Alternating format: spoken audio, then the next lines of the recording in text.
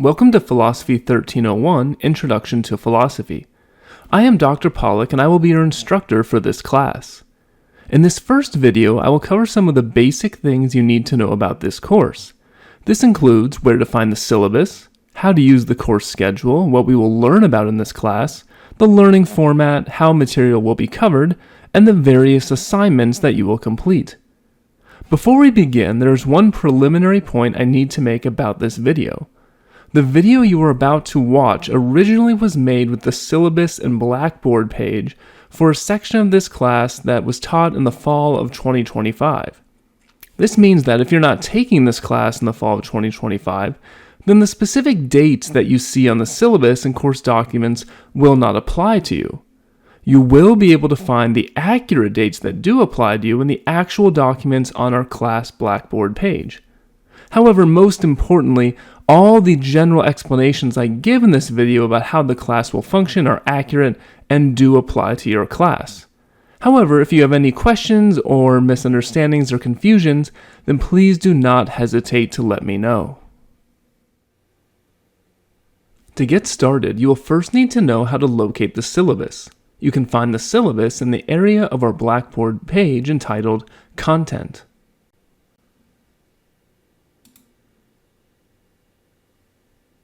Then click on the folder entitled Course Information and Resources.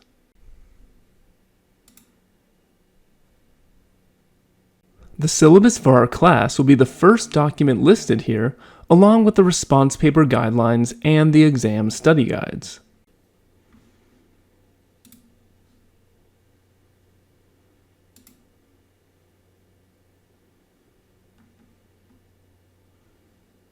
My focus in this video will largely be to cover the material that is contained in this syllabus. You can see at the top of the first page of the syllabus that I have listed my contact information. Before I get into the specifics of how to contact me, I first want to say that I understand there are various challenges associated with online learning. Chief among these is that it can be easy to feel alienated from the course, your instructor, and your other peer students in the class. For this reason, I want to emphasize that there is a real flesh and blood person teaching this class, namely me, and that I want to make myself present and available to address any concerns you may have this semester. So, if you have questions about anything at any time during this class, then the best way to get in touch with me is through email. You can see that I have listed 2 email addresses at the top of the syllabus. My university email account, rpollack@tamusa.edu, as well as my personal Gmail account, pollocrc@gmail.com. I've listed each of these because, for whatever reason, in the past I've had some issues missing emails that students have sent to my university account, so I've also provided my Gmail account as well. Please feel free to contact me at either of these at any time. During normal business hours, I try to respond to all messages within 24 hours of receiving them, and in most cases much sooner. You are also welcome to message me on the weekends, and I do check my email on the weekends at times, but not as frequently. Another way to contact me is through Blackboard messaging. To use this feature, click on the Messages area of Blackboard.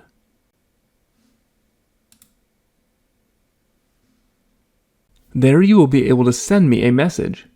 I do check this area each weekday morning. However, I generally see messages more quickly that are sent to me directly via email.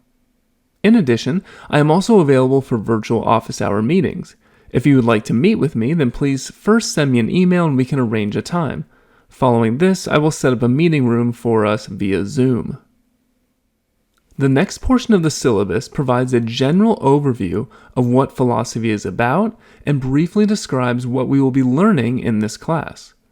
I will not go into too much detail about this at present, since I hope this will become more clear as we proceed throughout the semester. However, I do want to say a few things about what you should expect from this class, and also give you an idea of why I believe the opportunity that you have to study philosophy is worthwhile. And I will take up this task in the next section of this video.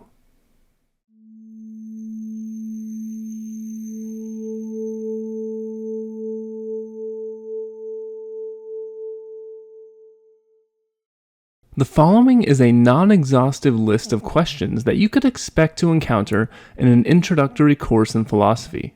For example, does God exist? What is it that makes me who I am?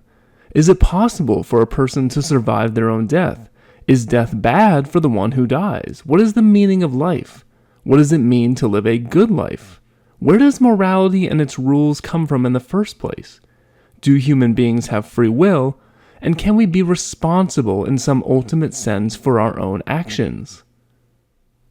While these questions cover different topics, one thing that unites them is this: they are all quite abstract in some sense. In fact, it may seem that they have very little to do with our ordinary lives.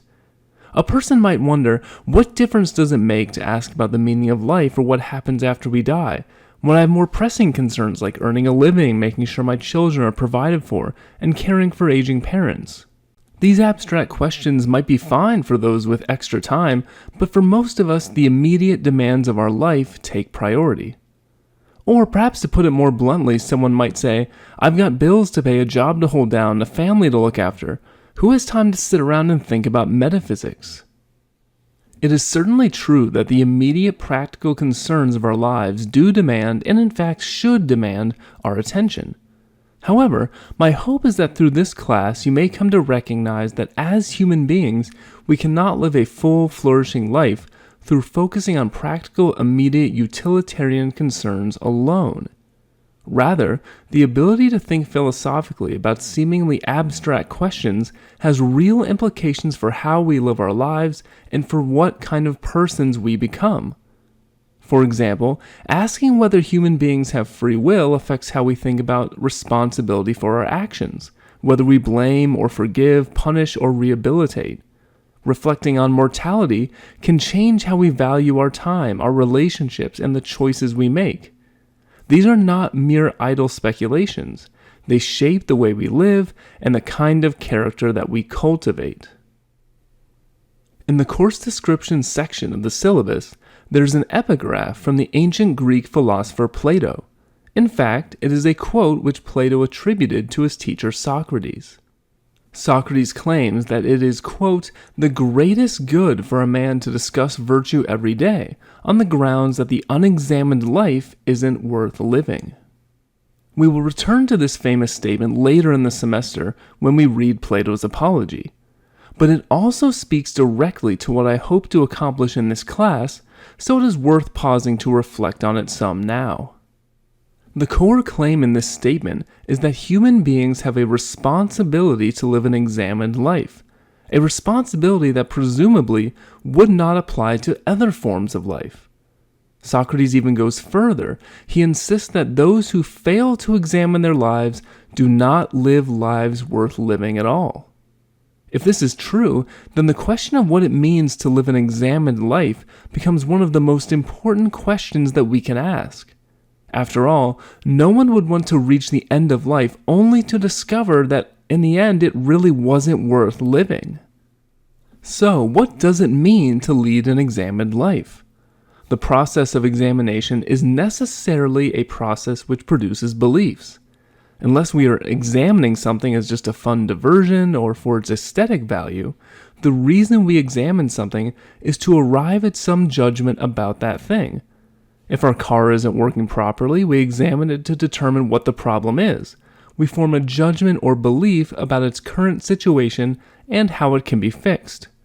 In this case, then, an examined life is a life which involves some process of forming beliefs about how we are living and how we should be living. As such, it is helpful to start by thinking about the various ways in which human beings decide what to believe. We have beliefs that pertain to a wide variety of topics: morality, politics, human nature, the structure of the universe, and how to live a happy life. These beliefs have many sources. We might believe what we do because of tradition, authority, how we were educated, because we were never exposed to alternate ways of thinking, or simply because it feels good to believe a certain thing. Yet the person who leads an examined life forms their beliefs in a significantly different way from any of the ways that I just mentioned. Living an examined life means not just forming our view of the world based upon our personal hunches, preferences, or the teachings of the particular community into which we were born. Instead, this sort of life requires forming our beliefs through reason and critical thinking. As we will see, philosophers discuss many questions of deep human importance, and the philosopher does not, or at least should not, accept a belief as true merely because it is a piece of social, cultural, religious, or personal dogma. This commitment to self-examination requires the willingness to subject what we believe to critical questioning in order to discover the truth. And if Plato was right, then this is an essential component of what it means to live a flourishing human life. No matter how nice it feels to steadfastly refuse to examine our beliefs and remain in a state of ignorance, such a life will never be worthy of a human being. This returns us to the original question. Why should we take the time to think about the abstract questions that philosophers think about?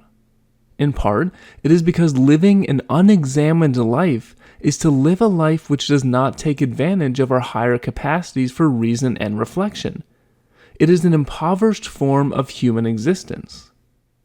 Try as we might, it is very unlikely that we can go through our lives completely avoiding philosophical questions. No matter what you think about the existence of God, it is likely you will at some point encounter someone who takes the opposite or a different position, and you will need to contend with that fact somehow. You can only work at a job doing the same thing for so many years or undertake your daily routine for so long until you begin to wonder whether there is any purpose, perhaps even any ultimate purpose to what you are doing. Furthermore, at some point the realization that life is finite, that life comes to an end, and that death does come for us all, will become something you are forced to think about, no matter how long we try to pretend that this isn't the case. And when that happens, a whole host of difficult questions are sure to follow. Is the fact that we die a bad thing? If in the end we must die, then is there any point to living? Does the fact that we die make the time we have in our life more meaningful and give it a greater degree of importance? Does anything happen to us after death? If so, is that the sort of existence I would want to have? What this means is that we can take up the responsibility of examining our lives voluntarily and courageously, or it can be foisted upon us like an unwelcome houseguest, but either way, there's no real escaping it. One of the burdens of having the higher mental capacities and ability for reflection that characterizes human beings is that we will be forced to use them at some point. I hope, then, that you see this class as a rare opportunity to think seriously about many interesting, difficult, and important questions. Questions which the ordinary practical demands of life often prevent us from treating with the seriousness and attention that I think they deserve.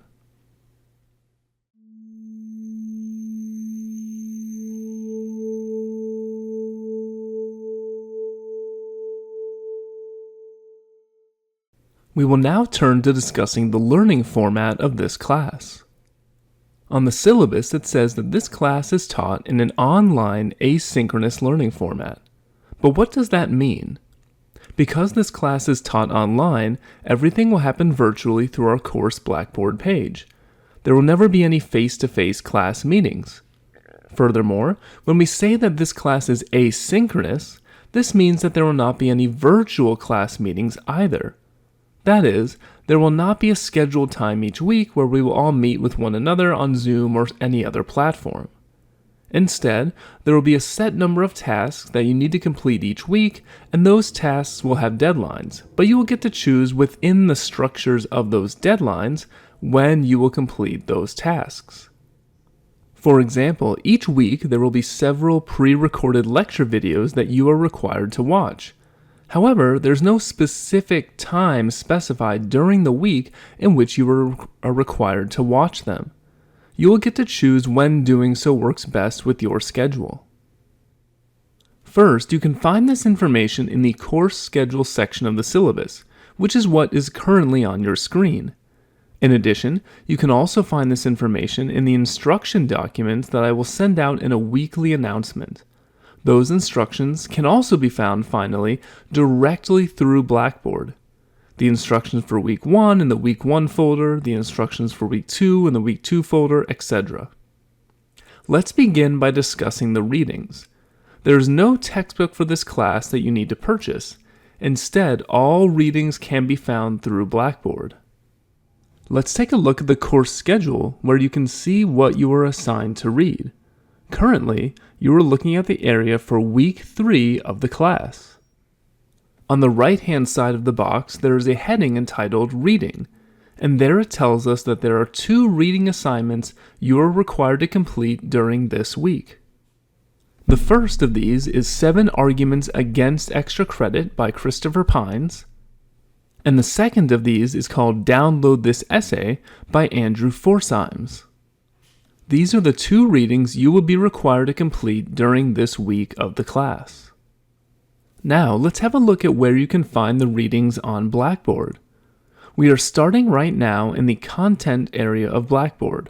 From here, you can see that there is a specific folder devoted to each week of this class.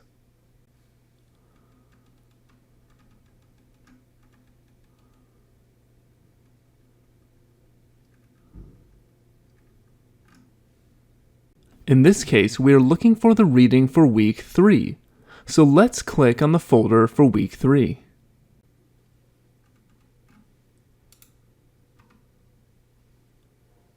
Here we see that there is another folder which contains the readings for week 3, so let's click on that folder.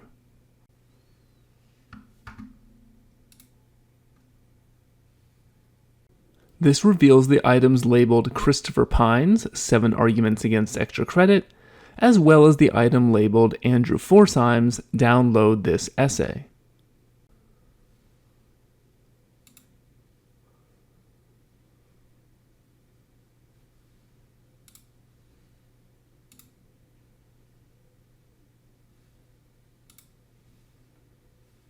For the Pines reading, there are specific page numbers you are required to read that are indicated here.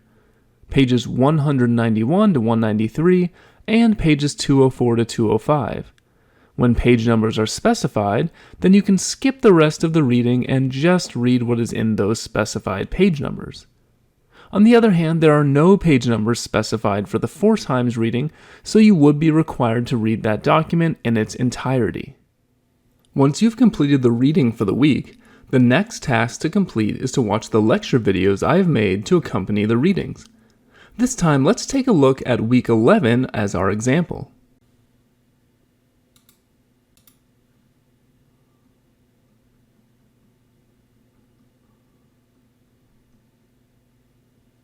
For this week, there are 2 required readings, one from Epicurus and one from Kagan. After completing these readings, you are required to watch lecture videos 32 through 35. There are 2 ways that you can access these lectures. First, you can watch the videos by using the links on the syllabus. For example, if you wanted to watch lecture 32, then you could simply click on the link provided here. This link will take you to YouTube, which is where you will watch all the lecture videos for this class. There are 2 points to make about the lectures. First, you should complete the readings before watching the lectures. Now, the lectures do explain the content of the readings, in addition to expanding upon them and providing further context and discussion, but they explain the readings in a way that presupposes some level of prior familiarity with what is in the text. So, you will get the most out of the lectures, and the lectures will make the most sense if you do the reading first. The second point deals with the format of the lectures. As you can see from the lecture currently playing on your screen, the lectures consist of myself talking over slides that I use as a visual aid. You may find it useful to have access to this document that contains my slides and visual aid when preparing for exams or other assignments. One way that you can access it is through the description section of the YouTube video.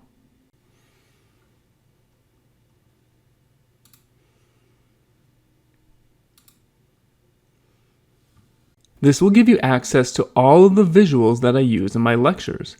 From here, you would be able to save the document to your computer and/or print it out as you wish.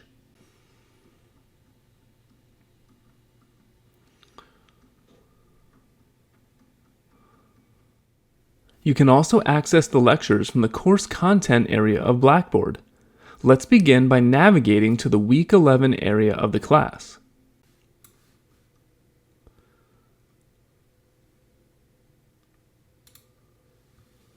Here you can find a folder for each of the lectures that you will listen to during this week, including Lecture 32. When we click on this folder, we can see two different items. First, there is a link to the lecture itself.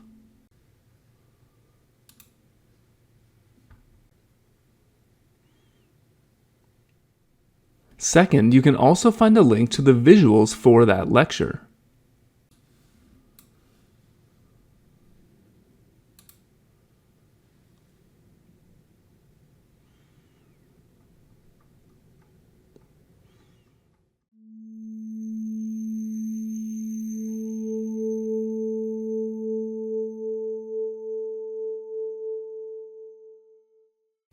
The next section of the syllabus discusses the assignments that you are required to complete in this class. There are 3 assignment categories. First, there are the weekly assignments, which are comprised of the discussion forums and quizzes. Then there are the response papers. And finally, there are the exams. I am not going to provide a detailed explanation of these assignments in this video. This is because there are separate videos devoted to each of these assignment categories. One video on the weekly assignments, an entire week's worth of videos on the response papers, and one video on the exams. However, there are a few points that I want to make about the assignments up front. First, let's discuss how you can find out when assignments are due. You can find this information on the course schedule of the syllabus. Let's look at a few examples so that we can understand this. For instance, consider week 1 of the class. For each week of the class, you can find the assignments you need to complete under the assignments area of the course schedule. Here we can see that Discussion Forum 1 and Quiz 1 are both due during week 1 of the class. In week 3, to take another example, we can see that Discussion Forum 2 and Response Paper 1 are due. And to consider one final example, the course schedule shows that Exam 1 is due during week 8. Now I will say a few things about each type of assignment, although again, this will be rather brief and more details about these specific assignments will be explained in subsequent videos. However, let's begin with the weekly assignments. This category includes both discussion forums and quizzes. The content of the quizzes will depend on the quiz in question and is explained on the course schedule of the syllabus. For example, the description for Quiz 1 explains that this quiz will cover material pertaining to the basic requirements of the course and will contain 10 true or false questions. In addition, it tells us that the quiz will not have any time limit. I will also say a few things here about the discussion forums. The purpose of the discussion forums is to allow you to discuss the material further by interacting with both your fellow classmates as well as the instructor. For each week of class that has a discussion forum, which is most, although not all, weeks of this class, you will be required to make 3 total posts. One of those posts is called a first post and is due by the end of the day on Thursday. In this post, you will be responding directly to a prompt about the week's material. The other 2 posts, the response posts, are done in response to what has been said by others, whether that is another classmate or your instructor. There is, of course, much more to say here about how to participate in the discussion forums and how you will be graded on your participation, but those points will be saved for a later video. The second major assignment type is the response paper. The response papers will require you, in at least 600 words, to first explain an argument from the reading, and then to criticize that argument. There are 8 opportunities to complete response papers throughout the course of the semester, but you are only required to complete 4 of these, and in addition you are not permitted to complete any more than 4. However, this flexibility in choosing which papers you will complete comes with the following caveats. You must complete response paper 1, and then you must complete at least one paper out of the group of response paper 2, response paper 3, and response paper 4. There's much more to say about the response papers. However, I will not make those points here because later in the class an entire week will be devoted to explaining how to write a philosophy paper. As you can see here, during this week there will be 4 lectures that explain the response paper assignments. This week will culminate in you completing your first response paper 1, which you will recall all students are required to complete. The final type of assignment in this class is the exam. There are 2 exams in this class, Exam 1 and Exam 2. Exam 1 covers material in the first half of the course, while Exam 2 covers material in the second half of the course. This means that Exam 2 is not cumulative. There will be 1 week of the class that is devoted to each of the exams. Again, remember that the documents you are looking at right now were made for a section of the class that ran in the fall of 2025. So for the exact dates for the exams for your particular section of the class, make sure you consult the syllabus and course schedule in the Blackboard page for our class. However, in this case we can see that Exam 1 will take place during week 8. And Exam 2 takes place during week 16. As with the weekly assignments and the response papers, I will again wait to explain most of the details about how to prepare for the exams, how to take the exams, and how I will grade the exams until a later video that is devoted specifically to those topics. However, there's one thing you should be aware of right from the beginning of the class. The format of each exam will be the following. You will be required to submit a written response to 2 essay prompts that pertain to the course material. The prompts you will be required to answer will be randomly selected from a list of essays that you can find on the study guide for each exam. There are 2 places in which you can find the exam study guides. First, you can find them in the Course Information and Resources area of Blackboard.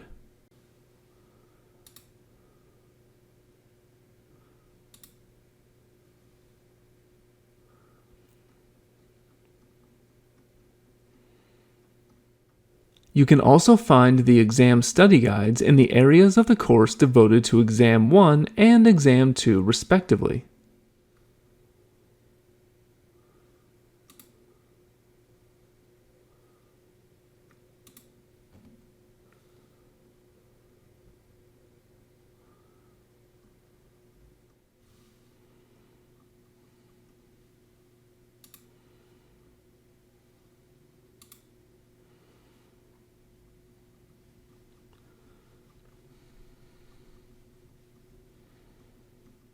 You will notice that in the case of both of the study guides, the study guide for Exam 1 and the study guide for Exam 2, that each has a complete list of all the possible essay questions you could see on the exam. The list of essay questions you see on the study guides is the exact list, word for word, from which the 2 questions you will be required to answer will be selected. What does this mean? Well, for one, it means that you can begin preparing for the exams very early. I would suggest checking back to the study guides regularly, perhaps at the end of each week, to see if we have covered the material from any of the questions yet. Then I would recommend going ahead and beginning to work on writing out your responses. There are 2 advantages to doing this.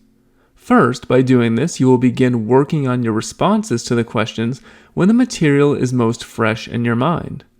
Second, if you begin working on your responses early, then you could have a rough draft of all your responses ready by the time you get to exam week.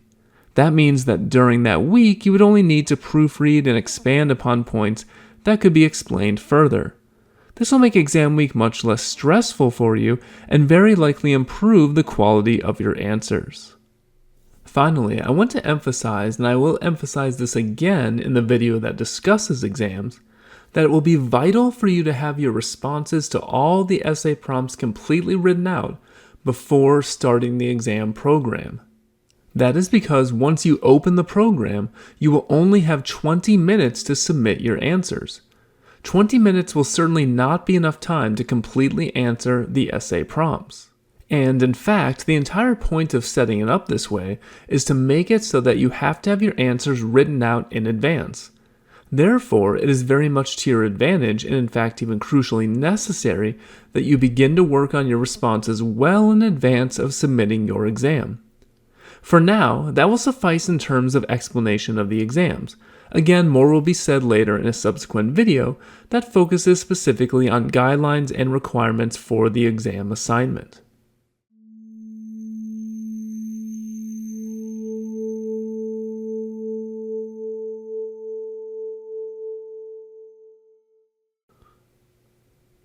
To close this video, I will say a few things about how your grade will be calculated and offer a few thoughts on my approach to grading. Your final grade in the class will be calculated according to the following percentages. The weekly assignments, which is comprised again of the discussions and quizzes, will be worth 25% of your grade. The 4 response papers combined will also be worth 25% of your grade. And then each exam will be worth 25% of your grade for a total of 50% of your grade overall for the exam category. Your grade will then be converted into a final letter grade based upon the grading scale contained in the syllabus. 90% and above is an A, 80 to 89% is a B, 70 to 79% is a C, etc. It may happen that at the end of the semester, you have a grade that is close to being in the next highest grade bracket. For example, suppose at the end of the semester you had an 88% or a 79%. Would I consider bumping your grade up to an A or B respectively?